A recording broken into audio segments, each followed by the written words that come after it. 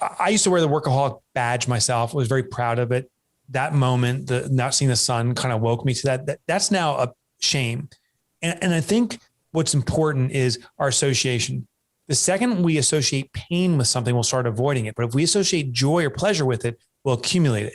I used to think it was joyful to be a workaholic, and now I'm ashamed of that. I'm embarrassed that I even ever felt that way. I put absolute pain associated with workaholism. I now believe my biggest job is to find other people who want to work and provide them with jobs, not do the work. I'm stealing the work from them. If I'm doing it, give other people the opportunity for employment and give everyone an opportunity to live life in the way we want to, but not just work. Do you think there's also an element of fear involved? Like, people are afraid, oh, my competition's working harder than me, or it's on me whether this thing sinks or swims, and nobody cares about my business and all this stuff. So it's almost a fear-driven compulsion to work and work, hoping that you're getting ahead. Yet at the same time, one thing you mentioned also made me think too is when we step away from work a little bit more, maybe that's where, and we give other people the opportunity to work, that's where our best work will come from. That's where our most creative ideas will come from. And maybe it's the best thing for us. Yeah. There's definitely this comparative effect, right? So I see someone do something because my business is books. I see someone that sells a lot of books through a promotion. I'm like, oh my gosh, if I just put in a little more time, I could do that promotion too. So there's kind of this replication, but I really got to look at the aggregate. And what helped me was having a life's purpose. You can't see it's off camera, but on my wall, I have a saying here. It says, eradicate entrepreneurial poverty. I have it in my house. I have it everywhere as my reminder of my life's mission. And that it's my job to serve that mission, not by working longer hours, but finding the smartest way and most effective way to do it. So how can I outsmart, not my competition, how can I outsmart myself to achieve my vision quicker? It's the concept of PRs. So if you're in athletics or sports, there's these things called personal records. Our goal is, beat the competition, but really it's to be our best. So I keep on trying to PR what I'm doing. And inevitably, the only way to get there is through smarts. And to your earlier point, smarts comes through thought. Like there is a statue dedicated to the most important element of entrepreneurship, thinking. It's called the thinker. Michelangelo made this, naked guy sitting there thinking. He didn't make the doer.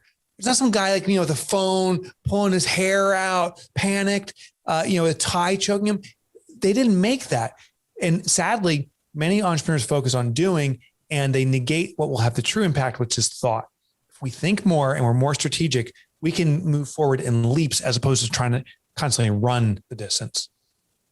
What do you see as being the current biggest challenge for a lot of business owners, or is it really just so specific in each individual business? So you're like, hey, here's the challenges that I've seen through my reader feedback, through people sharing to me. Like, what are some of the common stumbling stones you see people? Yeah, it is specific to the stage of the business. I will tell you what I see the most common misperception entrepreneurs have, therefore probably the biggest challenge. Most entrepreneurs believe that their cure to whatever ill they have is more sales. That's a big mistake. So most business owners say, I can sell my way out of this, or I just need that next big client. If we just get that one client, everything's fixed. Mm-hmm. And here's why it doesn't work. Sales translates directly to stress. Here's how it works. I sell you something. Now, Jason, I owe you something. I have a responsibility to deliver on it. I sell Peter now I have a responsibility to deliver to two people. The more I sell, the more responsibility on me. And as a small business owner, that's the more on my shoulders. So sales translates to stress.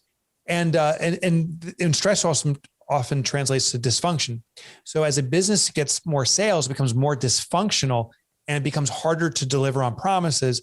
And we keep trying to sell our way out of it. And it starts this really downward spiral. It results in check by check survival. Usually, if a business is not profitable and they're trying to sell their way out of it, it's actually not a sales problem. It's a profit problem. We need a profit system. If the business owner is trying to fix everything, but nothing's working, that's usually an efficiency problem. So those are usually the first two levels that we look at. Is there's a profitability issue. They don't understand margins correctly. They're not pricing properly. They don't understand the throughput of their organization, or there's an efficiency issue. Too much weight on the owner's shoulders. They don't know how to truly delegate, stuff like that.